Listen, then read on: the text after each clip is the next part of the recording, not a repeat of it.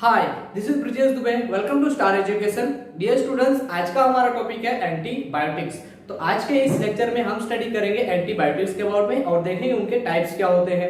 वैसे एंटीबायोटिक्स का नाम तो आपने सुना ही होगा, कई बार आप बीमार पड़े होंगे तब डॉक्टर्स के मुंह से या फिर अपने मम्मी पापा के मुंह से एंटीबायोटिक्स का आपने नाम सुना ही होगा। तो आज उन्हीं एंटीबायोटिक्स के बारे में हम स्टडी करने वाले हैं। इससे पहले कि हम हमारे टॉपिक पर जाएं, जो बच्चे लोग नए हैं इस चैनल के ऊपर तो चैनल को सब्सक्राइब कर लीजिए और बेल आइकन दबा करके ऑल सिलेक्ट कर लीजिए, जिससे कि आपको आने वाली वीडियो की सारी नोटिफिकेशन मिलती रहे और आप सबसे पहले वीडियोस को देख पाए। ठीक है, तो चलिए बढ़ते हैं हमारे टॉपिक की तरफ, देखते हैं एंटीबायोटिक्स क्या होते हैं और कैसे होते हैं।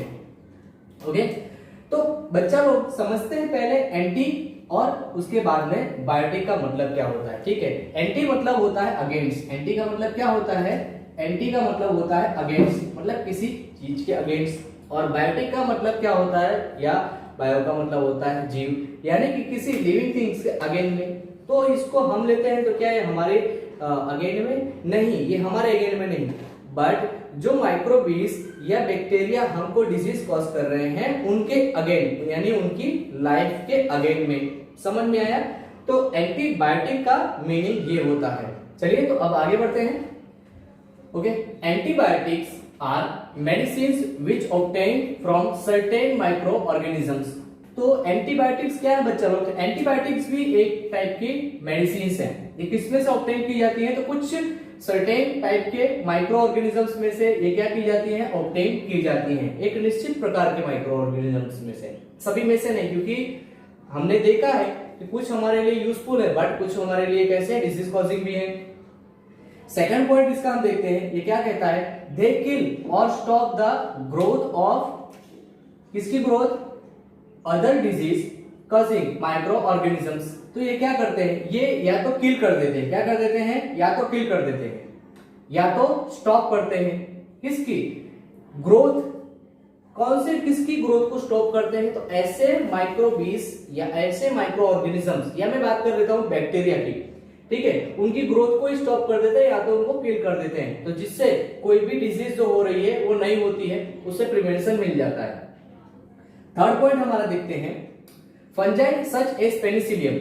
ठीक है, तो फंजाई जैसे कि penicillium and aspergillus are used to produce antibiotics. तो ऐसे जो फंजाई हैं जैसे कि पेनिसिलियम और एस्परजिलस, इनसे क्या बनाया जाता है बच्चों लोग? तो इनसे एंटीबायोटिक्स बनाया जाता है।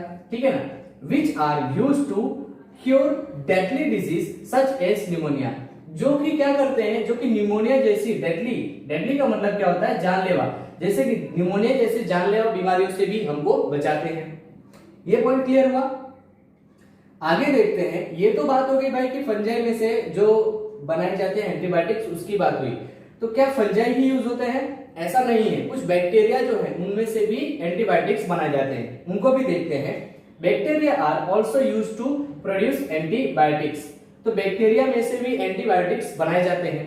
अब यहां पर देखते हैं हम कि बैक्टीरिया में से कौन से एंटीबायोटिक्स बनाए जाते हैं और फंजाई में से कौन कौन से एंटीबायोटिक्स बनाए जाते हैं।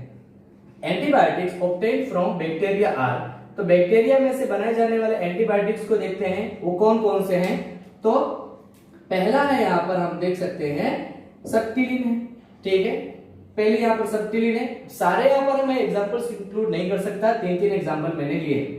सब्टिलिन है, उसके बाद में देखते हैं बेसिट्रेसिन है, और उसके बाद में थर्ड जो हमारा देखते हैं दैट इज ग्रेमिसिलिन। तो यहां पर तीन हमने एग्जांपल्स देखे। ठीक है, किसके एग्जांपल देखे? एंटीबायोटिक्स के एग्जांपल देखे। किस में से बनाए जाते हैं बच्चा लोग? तो ये बैक्टीरिया में से बनाए जाते हैं। ठीक है ना, तो ये तीन जो एंटीबायोटिक्स आपने यहां पर देखे, ये किससे बनाए जाते हैं? तो ये बैक्टीरिया में से बनाए जाते हैं। आगे बढ़ते हैं।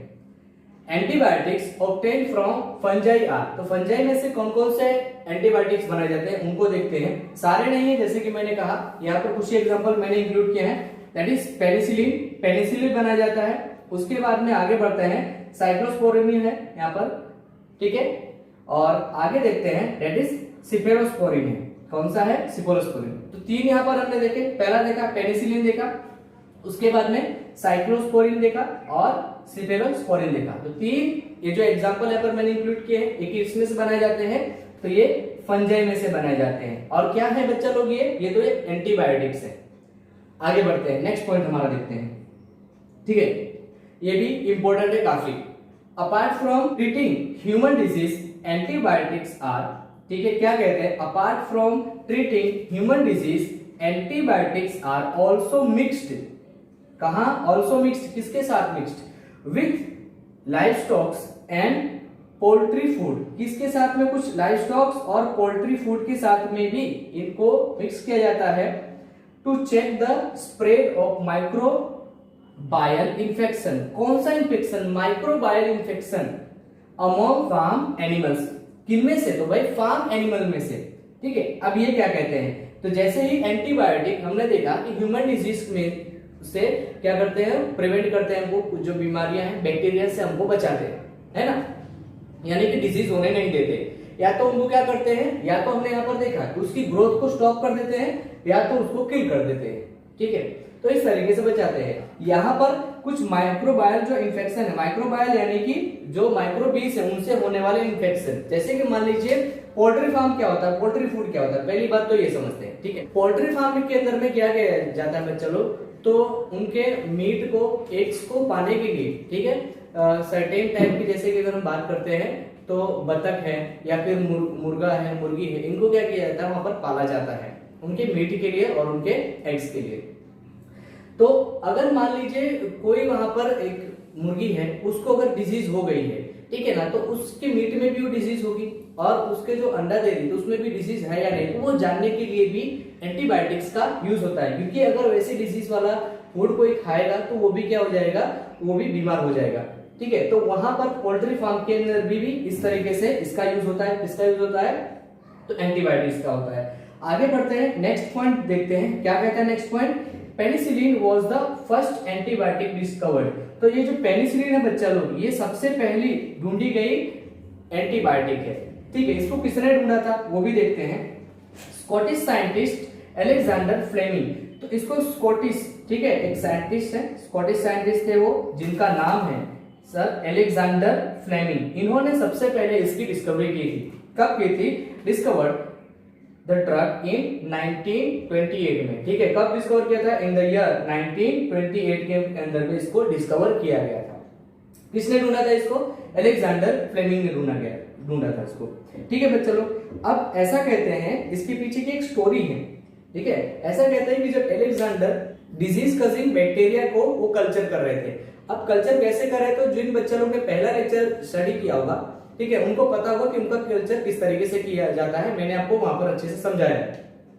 तो डिजीज कजिंग बैक्टीरिया को कल्चर कर रहे थे और वो चले गए बाहर कहीं घूमने के लिए, वो 2 हफ्तों के लिए बाहर चले घूमने के लिए। जब वहां से वो आए और उस जो कल्चर डिश थी, ठीक है, उस डिश को उन्होंने जब ऑब्जर्व किया तो देखा कि जो बैक्टीरिया की ग्रोथ थी, वो बैक्टीरिया की ग्रोथ हुई ही नहीं पूरी तरीके से, और कुछ बैक्टीरिया वहां पर मर भी गए हैं। तो उन्होंने देखा कि उसके ऊपर डिश के आसपास चारों तरफ उन्होंने देखा तो वहां पर मोल्ड फंजाई जो थी वो वहां पर ग्रोथ कर रही थी अपनी। तो इससे उनको पता चला कि ये जो मोल्ड है वहां पर ग्रोथ कर रही, इसी के वजह से ही ये बैक्टीरिया जो है उनकी डेथ हो गई है। तो इस तरीके से उन्होंने डिस्कवर किया कि इसके अंदर में ऐसा कुछ गुण होना चाहिए कि जिससे डिजीज कजिंग जो बैक्टीरिया है, ठीक है, उनको मार सकती है। तो इस तरीके से सबसे पहले इन्होंने डिस्कवरी की इसकी एंटीबायोटिक्स की। आगे बढ़ते हैं, देखते हैं कि ये जो एंटीबायोटिक्स है उनके टाइप्स देखते हैं। ठीक है, जो पहला जो टाइप है ब्रॉड स्पेक्ट्रम एंटीबायोटिक्स है। ब्रॉड स्पेक्ट्रम, ठीक है, ब्रॉड का मतलब क्या होता है, काफी ज्यादा वाइड, ठीक है, ऐसी जगह पर यूज किया जाता है इनका। तो sometimes the symptoms of disease are visible. कैसे होते हैं, तो जो सिम्टम्स होते हैं डिजीज के कैसे होते हैं, विजिबल होते हैं, but the pathogen can not be defined. But जो पैथोजन होता है वो डिफाइन नहीं होता है।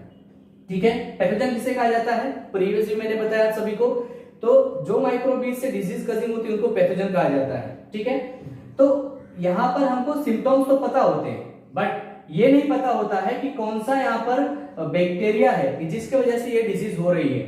ठीक है, in this case broad spectrum antibiotics are used that are active against a wide variety of bacterium.